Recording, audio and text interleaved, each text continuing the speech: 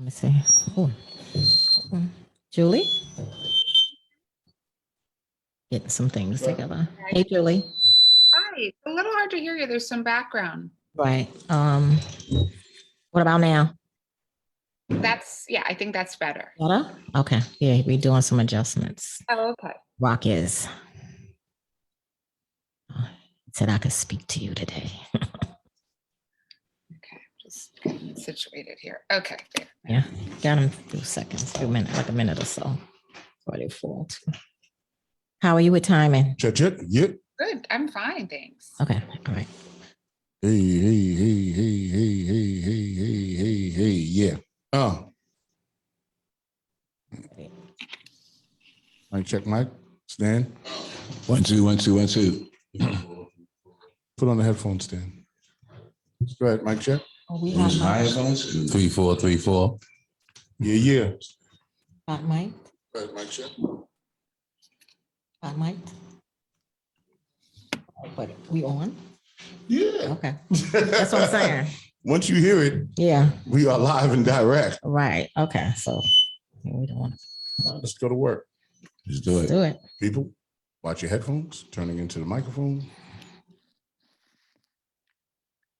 Make everybody reasonable.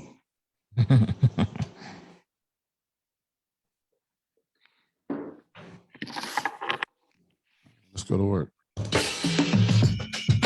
Once again, you're tuned into the One Night Show. We do this every week at 4 o'clock. Right now it's 66 degrees and it's cloudy. There's showers in the city.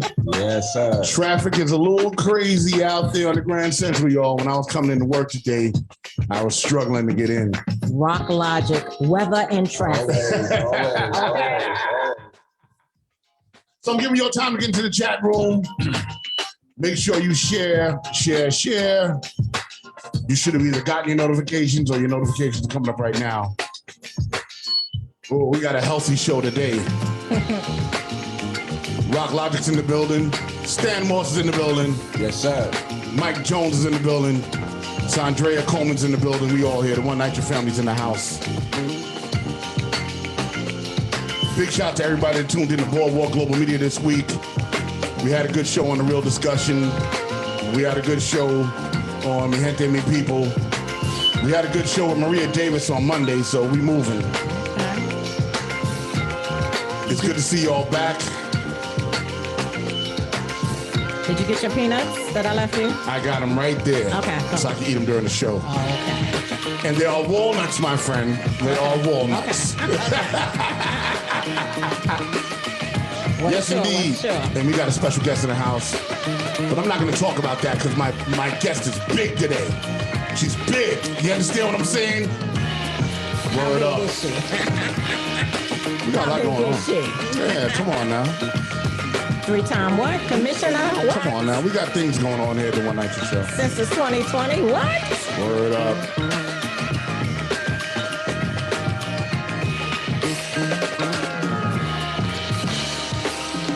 There we go. We're in the room. I want to thank you all for tuning in again. Share. Please do. Give me your time to get in the room. Let me break out my phone. I got to share from here. Sharing from the computer and stuff. Stan got a nickname, but I ain't gonna call him down there. Word up. I'm gonna do it. I gotta do it. Word up. Yeah, we got a good show today. We're in good spirits too. We're in good spirits. Yeah. We Everybody's always happy. are, right? Yeah. Everybody's always happy. Yeah. And bang. Once again, this is the One Night Show, and we rock every Sunday at 4 o'clock right here in our studios in Astoria, New York.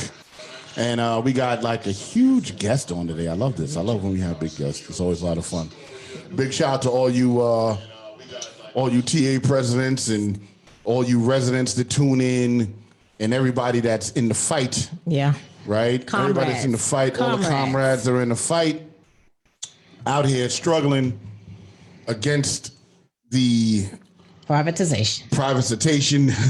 Privatization. You get it. You Did I get get it. that one? You hear What is it? privatization. Privatization You get it. You get it. of NYCHA, right? And that fight continues every day. Every day. Every day we out here. Every day, all day we are out here. And, Mike and Saundrea this week, they visited a couple of the housing developments that, and I saw some pictures upstairs and some deplorable conditions that I saw as usual. And, we got to get this situation a little bit better, y'all. You know what I'm saying? We can't live like this. We can't live like this, My week was, I think I'm going to tell you the truth. I think I'm suffering from some kind of Alzheimer's or something because I be forgetting what I did this week. Mike, what did we do this week? Did we do the schools this week? He got to ask Mike. Yeah, we did the schools. Okay, all right. So we did. Yeah, we were building studios in the schools.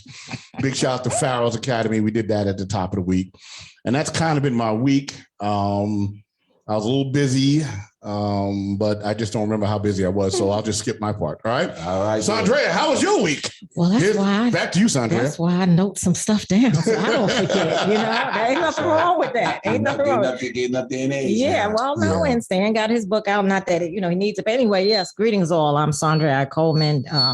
My week was busy and blessed as always. I'm always checking on residents to make sure their needs are met. PPE, do they need any social work? I'll direct them to the center if they're not connected, and just to see, you need anything from the store, stuff like that.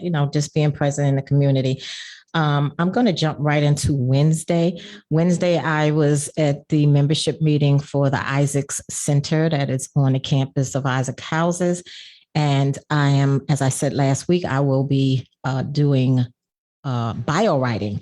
So for residents of the Isaac Center. So some of them mostly will be seniors, but we got a slide. I was able to present what I'm going to do. And so that's, can I get some on that? Yeah, you can. So, and it's the residents will be able to tell their story, because when you actually ask a person, do you have a bio? And we did it recently. Some people just don't have a bio prepared, and it's very important to have your bio. You never know. And there's a lot of reasons to have it, right? So you might be asked to be, somebody might want to honor you, right? Or just know something about you, or you're going to be a speaker. And sadly, part of your bio can be part of your obituary, depending on how you write it. Your family can pull, because, who knows you better than you, right? Right. So I'm gonna jump into Saturday. I went to my childhood development where I grew up at McKinley Houses. I was flagged on social media. They have horrible conditions. There was a lot of garbage outside, flies, infestation in the hallways. They had closed off the compactors, and you have to wonder, it was garbage in there. So the flies, it just was bad. I mean, people have flies in their house. They have stickies hanging in the hallways, and they just opened the compactor up the day before I did come up there.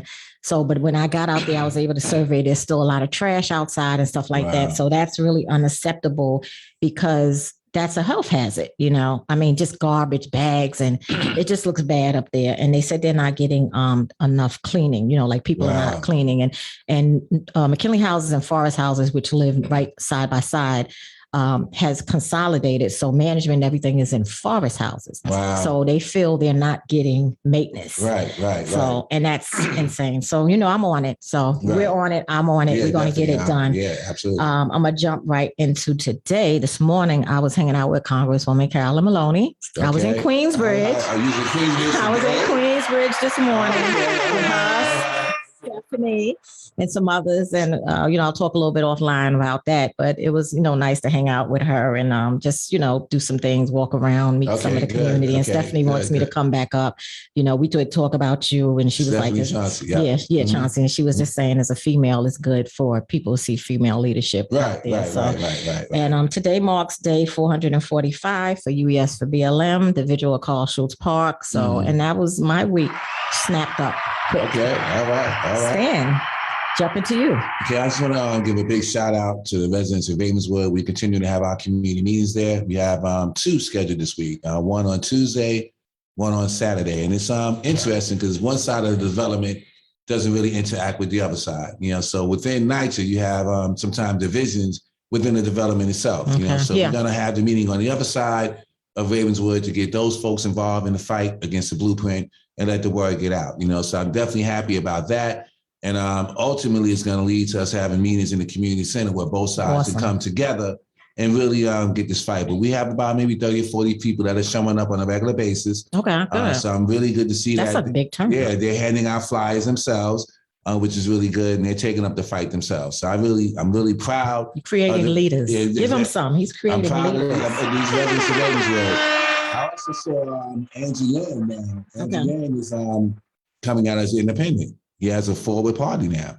He's starting an independent party. So I'm very interested to see where that goes. Somebody that believes a lot of times the Democrats and Republicans haven't always measured up to what we need. Running and watching the dysfunction in Washington. They can't pass this bill. We're going back and forth for months now. And we need the money. So watching the dysfunction in Washington, how Republicans and Democrats can't get along and get anything done, I find that to be a very interesting move. But I also know Andrew Yang's run here for mayor was questionable. President, so what are you really attempting to do? And are you really for independent politics, or are you for yourself? And are you trying to just, stay relevant? It seems like some losers are jumping back in the race. Different ways. We're not going to throw them out, their names. So my thought is maybe sore losers. Yeah, jumping back in the race. You was really committed to the cause. You might have been an independent from the start. Exactly. So that becomes a question as well. And just want to make sure this infrastructure bill gets passed. We talked a little bit about it last week, and some of the concerns about it is all the money does not come immediately. Number one, that's always that's an issue. Number two, NYCHA residents need to be at the table. Right. We need to be in charge and have oversight over how that money is dispersed. Because we have the same thing happening in NYCHA. We see so much money coming in and disappears, and no one knows where it goes. And no conditions. And no conditions change and all the rest of that. So we got our eyes on it. We want to make sure we get justice for our people. Now, money, Mike. What's going on? You gonna come out to meeting in Ravenswood? Now we're gonna be there Tuesday. I'm gonna be there Saturday. He putting you on the spot. I'm putting you on the spot. You coming out, Mike? You're not putting me on the spot. All right. Okay. Mike said I'll be out there. How was your week, brother? Well, like I always say, my week went by smooth. But smooth, money, Mike. That's the way we like that. Yeah, we like it smooth. Yeah, Mike's always smooth. Spelled SMOOV. Like hot butter. Smooth. like hot butter on some bread. Mike's smooth. Okay. We like it smooth. Okay. And, but I think I saved some lives. For real. We building these studios in these schools. That's saving some lives. Yeah, absolutely. Yes. Awesome. Giving these CPR lessons. That's saving some lives. Absolutely. Right. You had a few CPR classes this week, right? Yes. Yeah. Wow. Yeah. Awesome. So right. Well, I'm doing my thing, just trying to kick in there, stay in there. Okay. But grandmama turned 71 yesterday. Congratulations. Oh man, happy birthday to grandma, 71 years. See, I made it, hopefully I made it, Okay. That's a great age. And before we jump to our guest, there was a shooting today in Queensbridge. Wow. So somebody else was killed. They said they was under the car or something like that. I don't know. My God. Wow. You could probably reach out to Stephanie. She can get more detail. Stephanie call. There was some police out there. Wow. We ready to go, Rob? We're ready to go. All right. So we have the return of Julie Menin. She has won her city council race for District 5. So she is the Democratic nominee, and she has endorsements that are unbelievable. Okay. Everybody and anybody literally is endorsing her, from UTF to elected officials. I mean, she's a powerhouse. Unions, and UTF is a union as well, but she's a real powerhouse, and looking forward to her getting past this general and doing work with her, as a city council member. So without further ado, we're going to introduce and reintroduce Julie Menin. So y'all going to find out who is Julie. Hi, Julie. Hi there. Thanks for having me again. Great to see you all. Right. Yes. Well, welcome back. So give people a little background of yourself, like maybe a little bit of where you was schooled at, your background of like where you grew up at, if you're a lifelong New Yorker, a little something like that, so they can kind of know who Julie is. Absolutely. Well, first of all, thank you so much for having me back. It's great to come back. I was on the show when I was running in the primary. Now, as Saundrea said, I won the primary, now have a general election, and am so excited about this next step. I grew up in Washington, D.C., but my mother grew up in this district, in Council District 5. So I'll say about that because it's very motivational for me to be hopefully representing the neighborhood where my mother spent most of her childhood. My mom was born in Hungary. She was a Holocaust survivor. Wow. My grandfather was killed in the Holocaust, and my mother and grandmother survived and came to New York City. They settled in a rent-controlled apartment in Council District 5. And so now I hopefully will have the honor of representing this community that really gave my mother and my grandmother a much better life. But I grew up in Washington, D.C. I went to school here in New York at Columbia and studied there. Okay. I'm a lawyer. I practiced law for many years, and then I left the practice of law to open up a restaurant and catering business. So I took a 180-degree turn and really opened up a small business. And I opened up my small business in 1999, just to date myself a little bit. So quite a long time ago, just saying. And I worked night and day like any small business owner does. And unfortunately, my business was devastated on 9/11. It was located a couple blocks away from what is now Ground Zero. At the time, my husband and I were living in Lower Manhattan. My husband was supposed to be at a meeting right by the World Trade Center site. And at the last moment on the morning of September 11th, he changed that location of his meeting. Wow. Yeah. Wow. And, you know, in those hours after the first planes hit, I was trying to find him. You know, 9/11, both literally and figuratively, changed the course of my life. We lost, unfortunately, many friends who were there. My business was completely devastated. Every window was blown out. The ash was in every crevice and pore of my business. My business was located in the frozen zone for those first 3 months, and we were evacuated from our home. And it was in the weeks after 9/11 that I started a not-for-profit focused on rebuilding the community, focused on residents, focused on small businesses.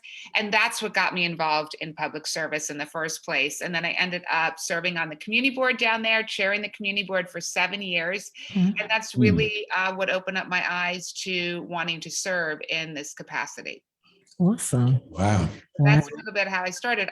Since that time, I've led 3 city agencies as commissioner. So I served as commissioner of the Department of Consumer Affairs for New York, launched a paid sick leave law, the living wage law.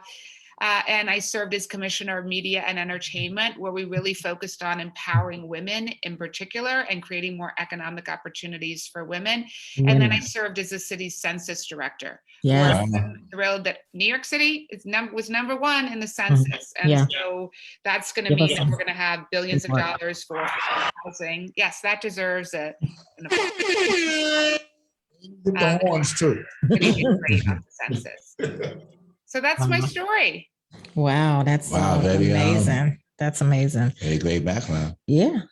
I'll let everybody else ask. I have one more question. Go ahead. Did serving on the community board ever intrigue you into running for office, and why did you originally join the board? I think you kind of answered it, but I know with the community board, you know, we have some of our elected officials have served.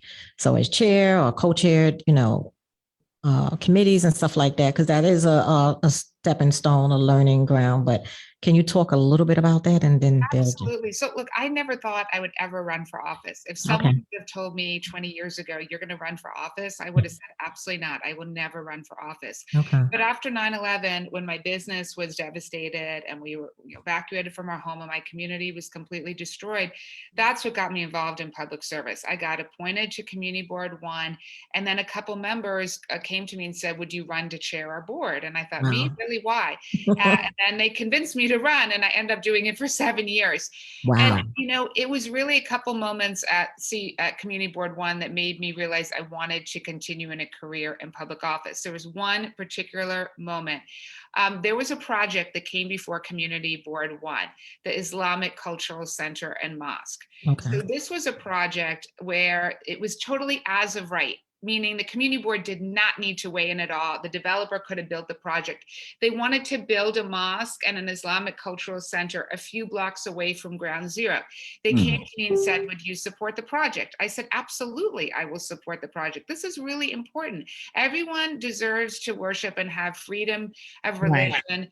And that is one of the fundamental principles, that our country was founded on. So I really believed in the project. I supported it at the community board, wrote the resolution, and got my board to support it. I had death threats as a result of that. Wow. It ended up being one of the most controversial projects. I mean, the media took it, and really it was a lot of right-wing Republicans who came to our community board meeting and tried to really focus on Islamophobia. I mean, it was terrible. And it was at that moment that I realized I absolutely want to continue in public service, because it's so important to stand up even when it's very controversial.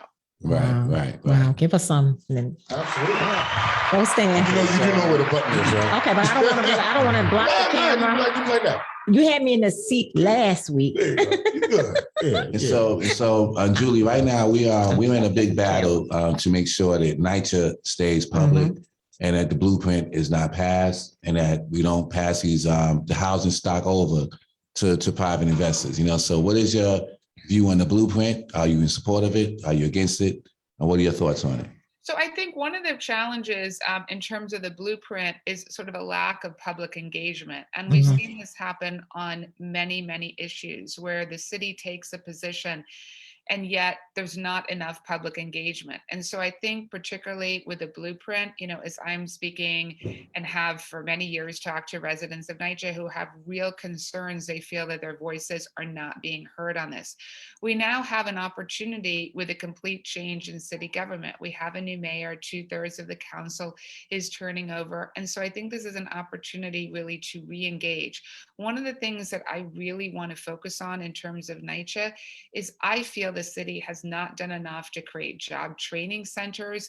They haven't done enough to really make sure that there's economic opportunities for NYCHA residents. Right now, we have a city agency, Small Business Services, that is supposed to focus on job training. But if you really look at what they're doing, they aren't creating those job training programs in NYCHA. So that's one of the things that I would like to focus on.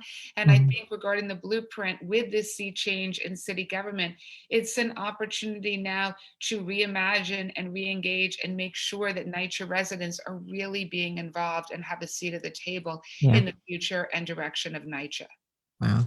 So I have a question, Julie, for the NYCHA buildings that have already been converted to RAD. Is there something that we could do to bring them back to public housing? Because we've lost a considerable amount of ground. Sure. I actually saw the map the other day in Manhattan alone, and there's got to be about 10 developments that I saw that were already privatized. Right. So what could we do to get those buildings back into public housing? Well, I think certainly buildings that have gone through RAD, are going to stay in that program. I mean, to then convert it back, I think, look, I'm putting my legal hat on and I have not looked at this particular issue in terms of the legality of moving back. I don't think that's really going to happen. I think really it's a question moving forward of what is the future of NYCHA. First of all, we have to make sure that it's fully funded. It's like and we see what Congresswoman Nydia Velázquez, in terms of her bill, we have to make sure that NYCHA is fully funded. That's really where I think we've got to devote our energies to make sure that that's happening. Secondly, we need to make sure that there's real economic opportunity being created. I know certainly with the Isaac Center, and I was just speaking to Greg Morris there's not enough job training that is happening. And again, that is a failure of the city of New York to not create those programs. We need to create internships for our youth. We need to create those paid summer internships that are creating that pipeline for economic opportunity. And to not do that, is unconscionable. I know Eric Adams has spoken about this, really ensuring also, in addition to job training, making sure that there is credit available for NYCHA residents that want to start businesses.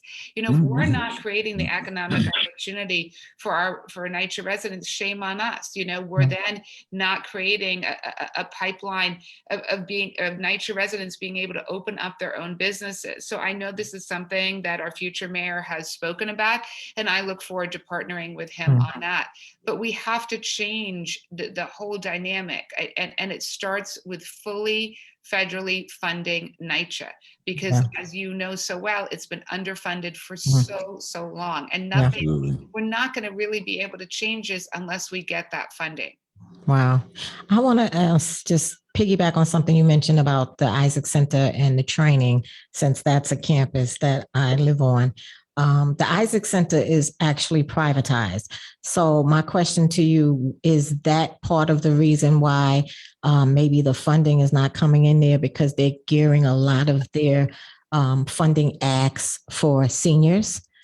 No, I don't think that's the reason. I think it's really the problem is the small business services, the city agency that's supposed to create workforce development centers. I mean, look, one of the reasons that I ran for city council is because I'm interested in trying to get city agencies to function better.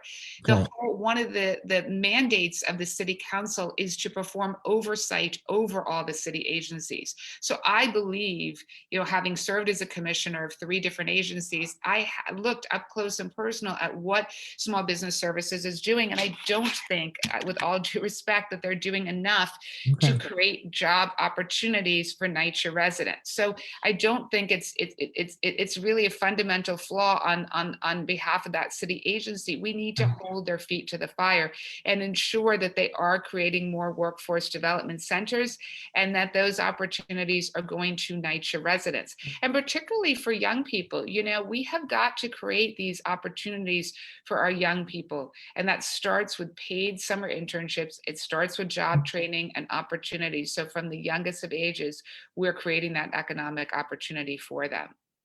Okay. And I think in those internships, they can intern in the buildings. They can intern maintaining grounds. They can intern as painters. They can intern as the foundation of what would actually take care of those buildings. And then maybe we can get those private contractors that are in there, right, out of that situation and give these kids a real pipeline into a city job, with a pension. You know what I'm saying? I mean, that's kind of how I see it. With benefits, right? I mean, and it's funny with the workforce program, there is something on the other side of homes, which I think it has something to do with workforce, but the kids and the youth that are coming there are not our children. So that's a little conflicting, because everybody's having opportunities in our center, except us. Yeah. Who are the children that are coming? I don't know these youth. They travel. So they are they're working there. They're working there. Well, I don't know if they're from another development, but they're actually working there. They're coming there. No, I don't see none of our youth. They're not even, that's another thing. I will be having a conversation with them again on that, because they're not engaging our youth. This is on our campus. That's how it. So now there's a lot of corruption in NYCHA, from my perspective as an organizer. What can the city council do to address what I believe to be rampant corruption happening in NYCHA, and what's your thoughts on that? I'm so glad you're asking that. So again, I think it goes back to oversight. I mean, one of the things that I think is not happening right now that needs to happen is we have to ensure that the city council is performing its full oversight ability.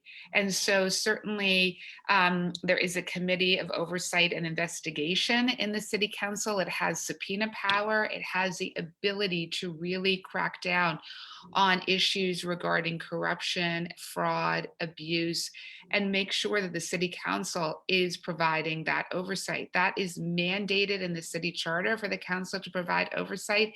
And that committee in particular has investigators, it has subpoena power, it has lawyers on staff, it has the ability to be able to do that really citywide on any city issue. So that is so incredibly important that happened. And that's, again, one of the fundamental reasons. I am a lawyer. I served as Commissioner of Consumer Affairs, where I supervised a whole team of investigators and lawyers where we launched investigations. That's something that I personally am really interested in and want to make sure that the council is performing that function, certainly with regard to NYCHA, but quite frankly, regarding all city agencies. Because we've seen in so many areas that the city agencies aren't performing to the fullest potential that they can.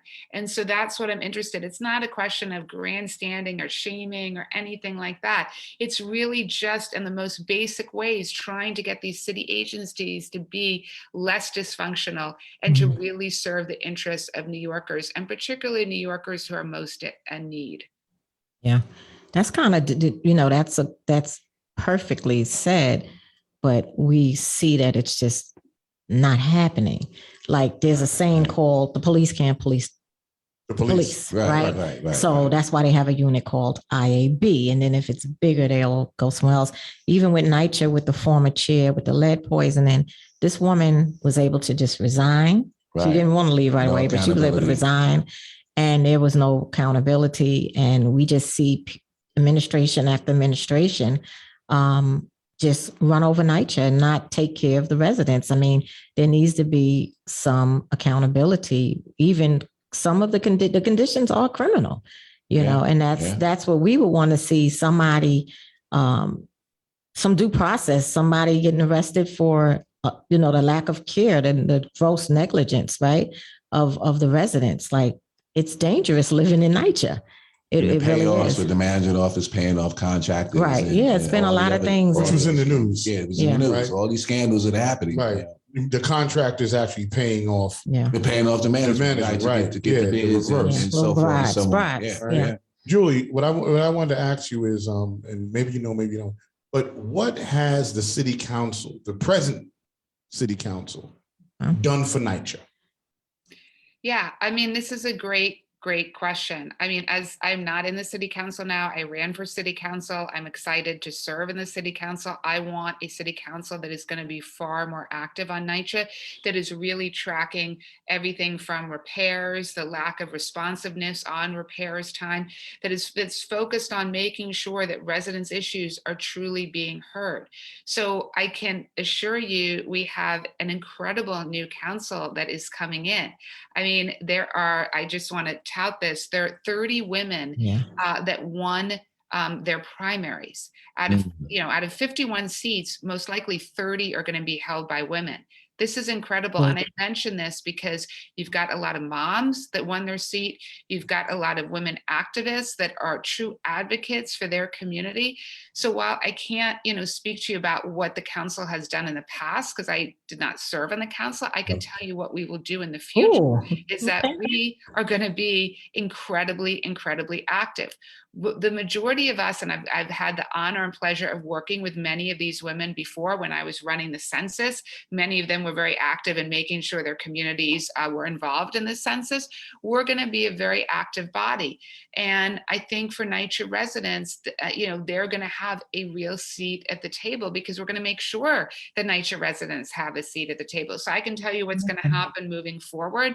I mean, I think Saundrea can speak to this, about my activism. I am so excited about the potential of serving in the council, and I'm really thrilled that we have this new body of incoming city council members. Yeah.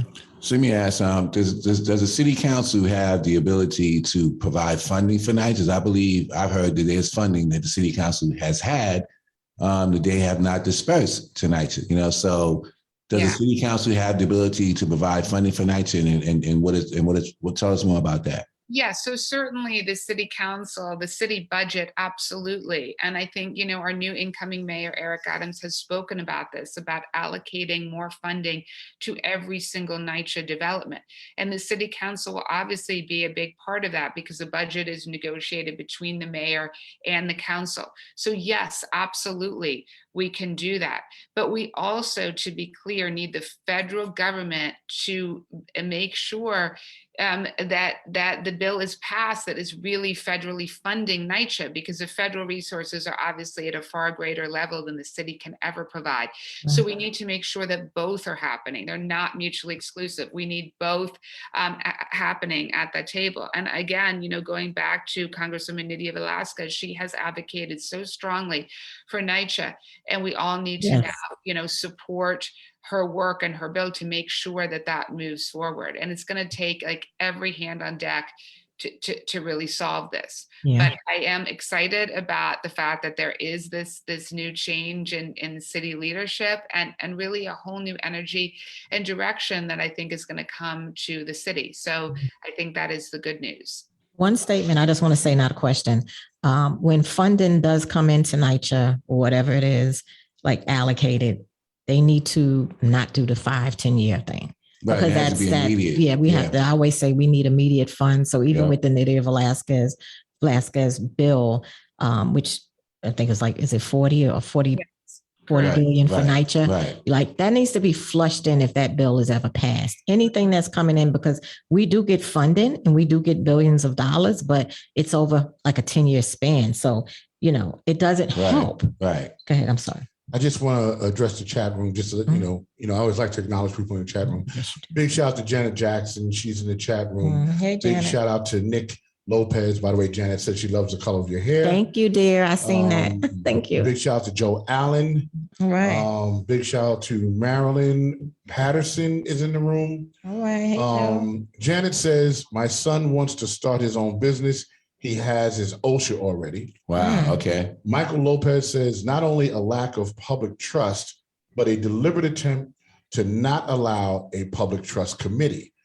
We can develop a low-cost ownership wealth building program with tenants. The first order of business is our own apartments. Yeah. Right. What do you think about that? What do you think about, Julie? What do you think about? And I heard this the other day on another show about NYCHA residents that want to take actual ownership of their apartments, which I guess that would be like having a condominium, I guess. Is that what the ownership would be? Or are we talking about ownership in terms of taking over the management? It could be resident. Aspect? It could be resident management, or there's ways to own the apartment as well, but it has to be done. And that probably would be more like a pilot program in like a particular building, because it's nowhere you're going to get, sadly, a whole development to sign on board, like taking over the responsibility of their apartments, which they would have equity and everything else. And they'll get funding, like loans or whatever to do it. But yeah. Julie, do you think we need a road to ownership of the NYCHA apartments? Look, I think one of the things with this sea change in city government with a new mayor and 2/3 of the council turning over is there are going to be new discussions, around NYCHA. There are going to be new opportunities. So I think what we really need to do is have these conversations and make sure that residents' ideas, because there are a lot of ideas out there, that they're being fully heard and fully fleshed out. So I'm excited about that. I mean, I think we need to be having town halls all throughout the city, really focused on NYCHA residents, where we're talking about some of these ideas and making sure, because look, there are so many interesting and different ideas out there. I know when I was Commissioner of Consumer Affairs, in the first week that I started in that agency, I encourage every single person in the agency to put forward their ideas, because again, just because things are done a certain way does not mean that that's the right way. And I'm just have always been an outside the box thinker. And so we need to hear new ideas, because what's been happening in the past clearly isn't working. So I wouldn't rule anything out. I just think, again, we're going to have this opportunity with this change in city government to really reimagine and re-explore some of these different ideas. Wow. That's good. Another issue I want to ask you about is there's a lot of overdevelopment, I believe, happening in New York, and not enough affordable housing being built and such. So what is your position on some of the overdevelopments? I know growing up in NYCHA, you see all these high rises being built all around, while the NYCHA developments continue to crumble, and usually in our neighborhoods, we're displaced and we're not a part of the growth. Yeah. So what are your thoughts on that, and the need for more real affordable housing, which we don't seem to have enough of now? We absolutely need more affordable housing. People are being priced out of their communities, and that's not acceptable at all. I would say a couple of things. The district that I hope to represent, Council District 5, is actually the densest neighborhood in the city of New York. So there are enormous challenges to basically development because we've had a real lack of affordable housing. One of the problems that I think we have citywide is our whole land use development process, also called ULURP, is totally broken. It's been around for decades, and it's a different negotiation every single time. So when a developer proposes developing something and it's going through the land use process, there's a whole negotiation between the community board, the borough president, city planning commission, and then ultimately the city council. Sometimes the project's approved with a new school. Sometimes a new community center is built. Sometimes the height of the building is cut down. There's like a different result every single time. This is not comprehensive planning. This is not how the majority of other cities across the country develop their cities. We need to change the land use process and reform it, because that, in my humble opinion, is really the best way that we will be able to build more affordable housing, build more school seats, do real transportation improvements in communities, a focus on hospitals. Like, you have to have comprehensive planning where you actually look at the neighborhood, you look at the city, and you say, where are the needs? But to have a different negotiation every single time a development comes up, it's just not a sensible way to plan a city. And it's not a sensible way to ensure that we're building more affordable housing.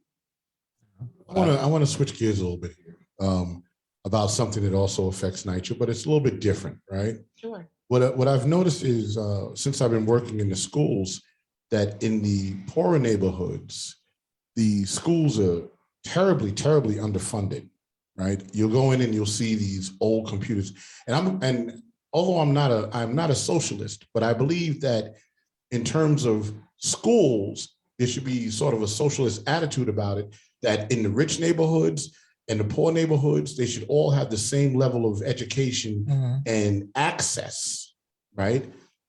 What could we do, or is it possible to uplift these neighborhoods in NYCHA that have these schools, right by, NYCHA, buildings that are underfunded? It's such a good point, and it goes back to what I'm saying about reforming land use. So in other major cities, when there is development, developers are required to donate into a uniform school fund for the surrounding neighborhood. That doesn't happen in New York City. So so when I chaired Community Board 1 downtown, we fought and we found the sites to build 3 new public schools. It shouldn't be up to the community board to do that. Instead, what you need to have is making sure that when there is development, that funding is then going to support schools, and particularly schools in vulnerable neighborhoods. I totally agree with you that it is unconscionable that some schools, lack the most basic services, that like a computer room, an art room. These are like basic things that all kids should have the same opportunity. So we have to absolutely change that. And I think we will be able to do that with the right leadership. And we are getting new leadership now. And so I think we're at a really exciting moment for our city at this particular time, because we have so many challenges. One more thing I'll say about schools is on the census, because we did so well on the census, we in New York City for the next 10 years are going to get a larger proportional share of funding for our public schools. Awesome. Wow. That's good to know. So that is great. That's good to know. That's good to know. Great job. Well, as a parent, I have a child that's going to school now. Do you think the current mayor has done a good job in regards to dealing with COVID-19 and in-person learning and online learning? Because I see, as a parent, a whole lot of confusion, with all of it. And my child has not really been learning at all. So what are your thoughts on all of that? There's been so much confusion, and new studies show that on remote learning, some children are losing around 6 months of learning because they were remote last year. Yep. That is a huge problem. There was so much confusing guidance that came out of the Department of Education about reopening and COVID rules and restrictions. And in terms of speaking to parents, they are rightly frustrated by this lack of guidance. We need to make sure that the schools fully stay open. And by the way, The Department of Education should be releasing data on how many children are in school right now. They haven't released that data. We need to know that. That is a basic public information that should, quite frankly, be released. And so I think we need the Department of Education to be more transparent with parents and to also give them much more information and more advance notice about any changes that are coming down the pipeline. That's really important so that parents can properly plan. The guidance last year was totally confusing. A lot of it was last minute and a lot of it was conflicting, and parents uniformly were outraged. And so we just cannot have this again. Right now, obviously, the city is in a better place with COVID, but we don't know what's coming down with new variants that might come out. And so we have to make sure that the Department of Education is being more upfront with parents and is also fully committed to making sure that the schools stay open. Yeah. I'm gonna change gears on you again, Julie. Okay. I think he's driving. Oh, we're getting every topic here. It's unbelievable. I think he's driving a stick. I'm changing gears again. All right. So in a lot of the neighborhoods, once again, in terms of healthcare, the healthcare is subpar. Right. And I'm not going to call out, individual hospitals. And I'm saying this because I work in hospitals. I'm a CPR instructor and an advanced cardiac life support instructor. And I go to these hospitals that are in these neighborhoods, and these doctors, right, are not intelligent, to say the least, right? You go to a hospital like Presbyterian, or you go to Northwell, and the nursing staff and the physicians, they're all very attentive, and it's a different culture, right? Now, there's a program called the matching program that goes on in the hospitals, if you're not aware of it. And what happens is the doctors, when they come out of medical school, Right. they apply to different hospitals, and whatever hospital picks them, that's what they get, right?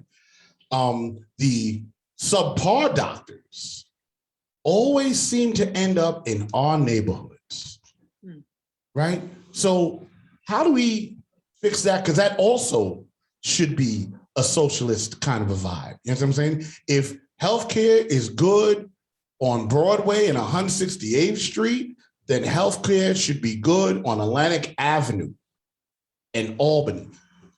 What could, and maybe I'm making you aware of something, but what could we do to do that? Because we're dealing with mental health issues now and all these things, but if the foundation of where we get our healthcare from is subpar, then it's really meaningless. Like, what can we do about that? Yeah, so first of all, our public hospitals have been underfunded. And so I am deeply committed at the City Council on making sure that our public hospitals are fully funded. I will tell you on the census that a significant portion of the funding that we got from the census actually goes to public hospitals. So that is the good news in terms of funding that will happen over the next 10 years because of our results on the census. But we do need to do much more to support our public hospitals, and we can't have these kinds of discrepancies in healthcare. I mean, I'm just a big believer, without your health, you have nothing. I mean, health is one of the most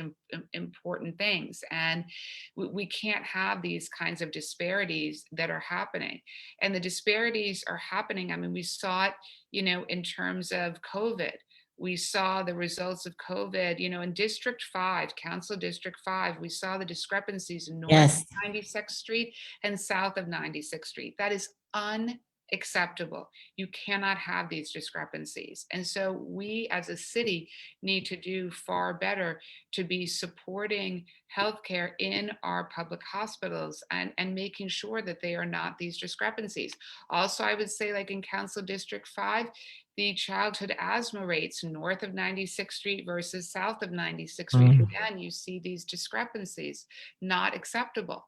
So we have to do far more to invest in terms of the matching program that you mentioned, where residents are matched to particular hospitals. If they're, these inequities that you are talking about, we need to then be addressing them like up front, and then ensuring that our hospitals that are not getting the same amount of funding are getting more funding and are getting more residents and top-notch residents.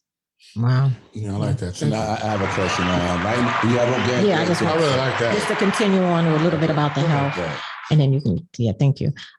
So Patch had an article out in September about tenants in the Upper East Side's public housing development were twice as likely to get infected by the coronavirus throughout the pandemic as the rest of the neighborhood. New data revealed that. So our 5 little buildings that are represented by the 68th Assembly District. So we're not really on Upper East Side when it comes to the Assembly District. We're going up in Harlem, in East Harlem. And those 5 little buildings we were impacted more than the rest of our neighborhood. Right. Like, what happened? Right. I mean, I know it's not your fault, but what could we have done and what can we do going forward? Because this virus is still here. The pandemic is still raging with different variants and stuff like that. There is no signage in our buildings to tell people to mask up. So it's a hit or miss. It's no signage in how to board the elevators. I advocated for that through Community Board 8 a while ago. We got some things done and now it's just not done again. So what can we do to keep us safe? They're no longer sanitizing the touch points anymore as well. Wow. I don't see that. So I don't think the company that they had that was doing that. So what can we do to help preserve our lives from COVID? Because we have a lot of other issues living inside our apartment, but riding an elevator in NYCHA is dangerous. So we Right. need to make sure that there is sanitization. We need to make sure that there's proper PPE. We also have to make sure the vaccination rates go up, because in the first 6 months of vaccination, if you looked at the discrepancy again with 96th Street being the dividing line, and East Harlem had half the vaccination rate as the Upper East Side. So literally blocks apart, you were seeing double the vaccination rate on the Upper East Side versus East Harlem. That's not okay. For the past year, I have been urging the city to adopt the model we used on the census. We funded 150 community organizations that were their trusted voice in their neighborhood. The city needs to do that on vaccination, because for so many communities that have concerns about the vaccine, we need to be giving funding to the local community organizations that are trusted in those communities. And the city did not do that. And that is not okay.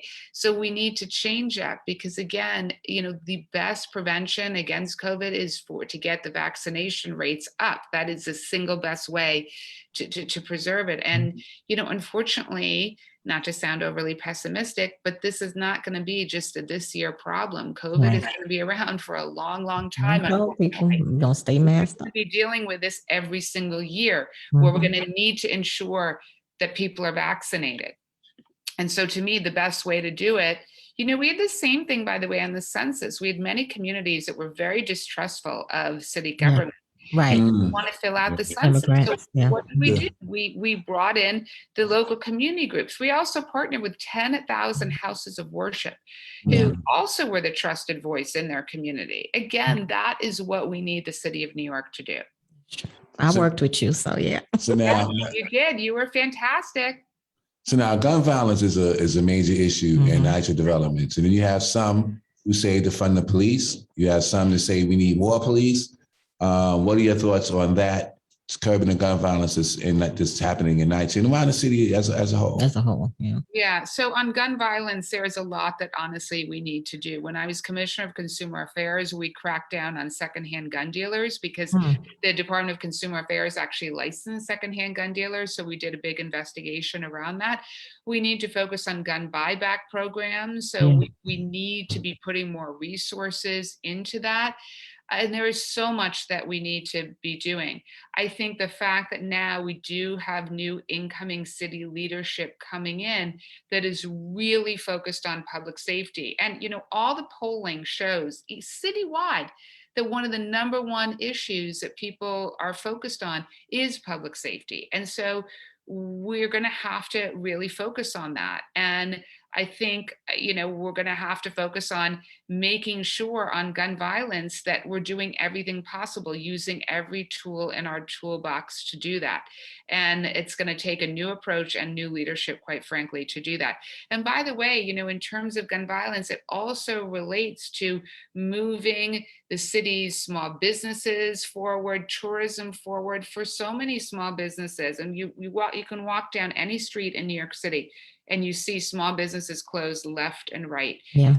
So we've got to make sure that people feel safe in their communities. We've got to bring our tourism industry back, because that is going to pour more money into the city's coffers, which then will let us build more affordable housing, more schools, more funding for our public hospitals. Every subject that we've talked about today, it's all interrelated. And so it's going to take a holistic approach and really strong leadership on all of these different issues. I think that I saw something interesting today on CNN. They were talking about, due to the supply chain, that there would be a food shortage that would come up, and that was reported on CNN today. But that's not my question. If we can stop, if the supply chain for food can slow down, how can we figure out to stop the supply chain of guns getting into the community, right? Because obviously they have to be brought from somewhere. Yep. Yeah. They are shipped from somewhere. Yep. Right. So I agree with the buyback program, but if I can just give you my gun and you give me some money, but then my supply chain is still open, then I just got another gun and I got some cash. Yeah. Right. So what are your thoughts on that? Like, how can we police the supply chain? Right. That's bringing the guns into the city. Dealers. Yeah. The dealers, the actual dealers, right? Correct. We're prosecuting the kids, but we ain't prosecuting the people that are selling the guns to the kids. Yeah. No, you're absolutely right about that. We need to stop the supply chain coming into the city, because that's the fundamental problem. And it's been a really difficult problem. And, you see all the time when the NYPD is talking about it, that they are challenged with how to do it as well. And so I do think that having a new mayor and Eric Adams, someone who has this experience, is going to be incredibly important. We're going to have new leadership at the NYPD. We're going to have new leadership in terms of the mayor, in terms of the council, and we're going to need to change the approach, because it has to stop. It really has to stop. And it's going to take obviously new leadership and approach to do that, because what's happening now is not working. Right. And I agree with that. It's it isn't working. You know what I'm saying? Locking up kids, it's not working. Right. So we need to cut off the head of the snake, really. Yeah. As far as I'm concerned. And that's just, I just want to say that. And I want to piggyback on that. So we know, since, we're on the NYPD a little bit, and now y'all know I'm a former member of service, there is abuses in the police department. And I remember last year, I believe it was in June, during the curfew, and I know you put a tweet out regarding the curfew, which you did, which was good, and people probably wasn't aware, against the curfew.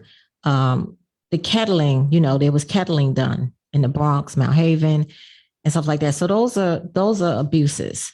And my question is to you as a city council member. Of course, everybody wants to be safe in their community. We all want public safety, but we also don't want to be over policed or abused by the police.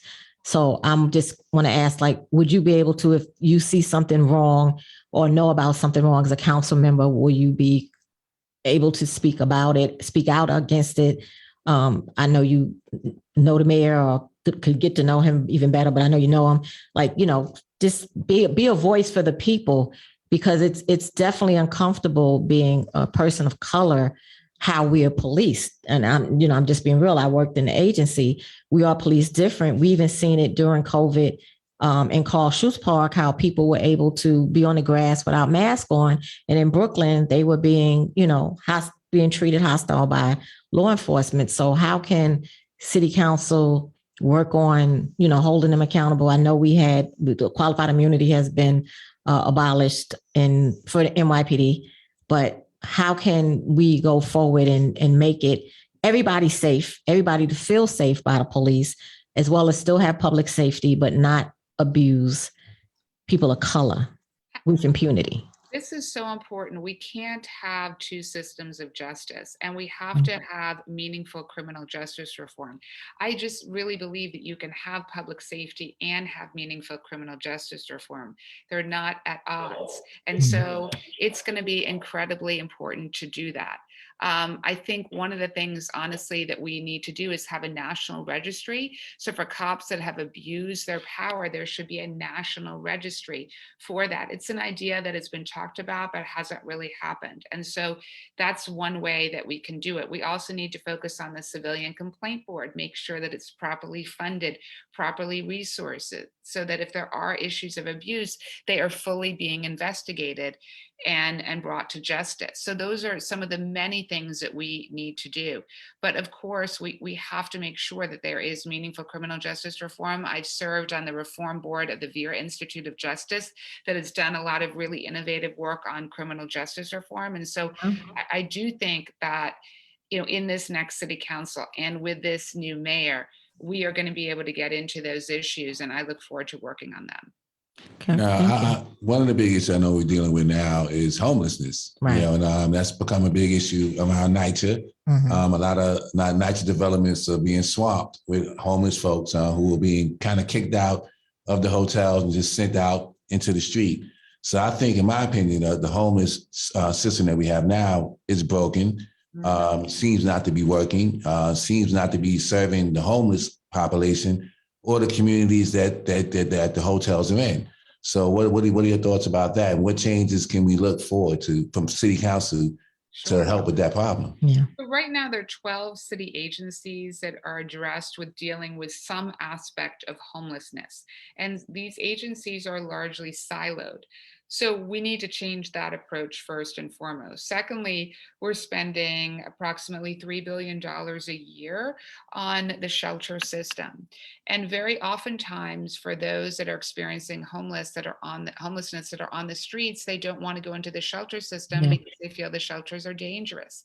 That's not okay. If we continue to give city money out to providers and the shelters are not safe, then we need to rethink that approach and really look at those providers and make sure that we're giving city money out to providers who are going to build a safe system.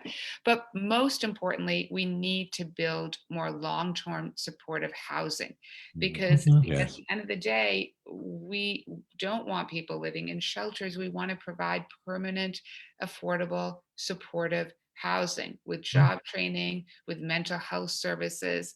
So that's what we need to do. That is the long-term solution. I got a quick question. Not a question, actually. I have an idea. Julie, I'm feeling good right now. Okay, you ready? All right. I'm feeling good about this. I think this is a go. I think we can work on a bill. I have an idea. All right. All right, here it is. Suppose we created a bill, right? Because we have all these bills that put people behind bars for life sentences. And then when we had the marijuana problem, we had a bill for that, right? Suppose we created a bill to dampen the supply chain of weapons into the city. And we say, if you are a supplier of guns, you will get a life sentence in prison for supplying guns, illegal weapons. What if we did something like that? I mean, wouldn't that kind of slow down the supply chain a little bit?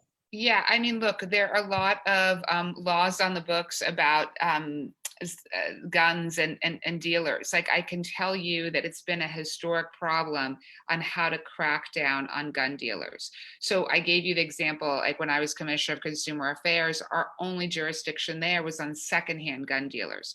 So there are some legal issues that we need to really look through on this, but I agree with the idea that we have to do more, obviously, to stop the supply chain. Like, we have to use every tool legally in our toolbox. And that means everyone working from the mayor to the council, to the NYPD, to the DAs, all across the board. We need an all hands on deck approach. This is a crisis in the city of New York, and we have to stop it. Yeah. Well, this has been great. And I do want to go back to the shelter thing that you spoke about, because I personally was homeless myself. And I know that they're being paid $3,000 and such, per person. And the services, you're right, that you receive are horrible, So then another question I have for you, in terms of how all this is working, when you look at the lack of affordable housing, what are your views on AMI and taking the incomes, from other neighborhoods and actually putting that into our neighborhoods, which makes it very difficult to have real affordable housing that takes us out of this whole shelter issue that we're having. So what are your thoughts on that? I couldn't agree with you more. It's such an important point. Right now, Putnam County, Rockland County, Westchester County, all of that is going into our AMI, our area median income.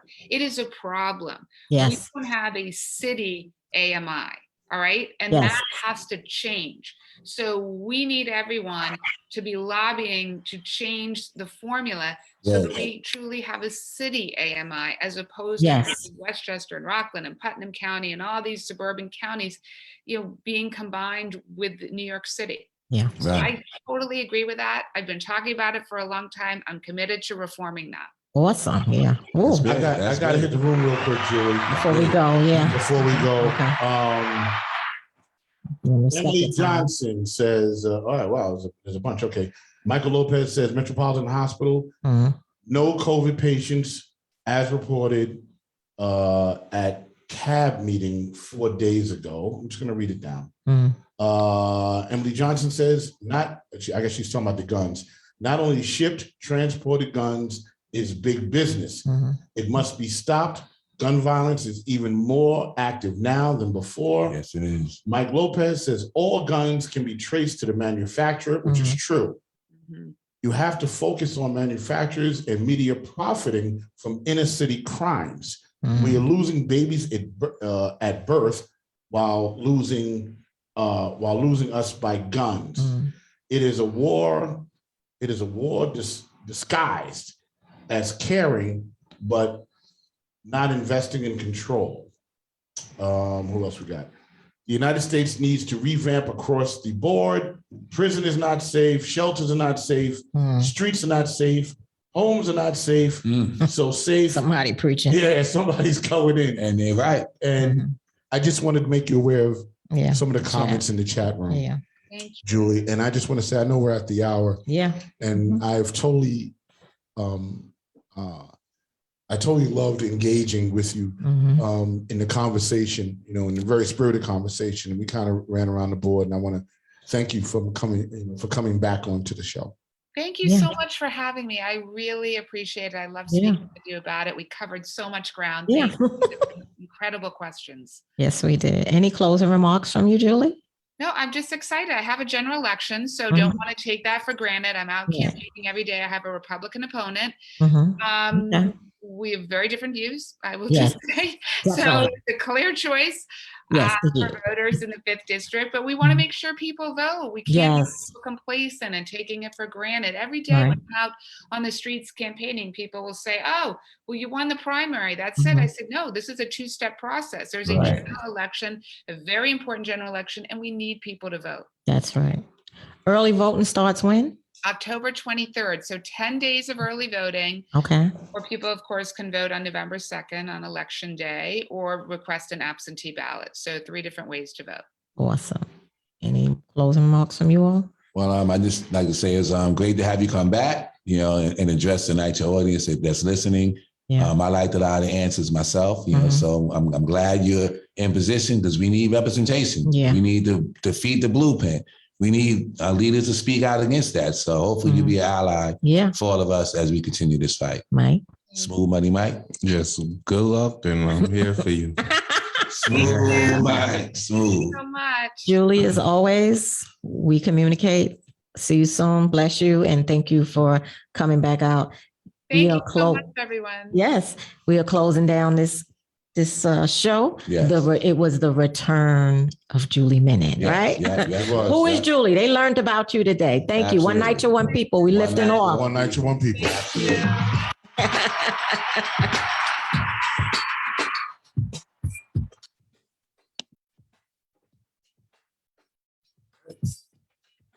Mike's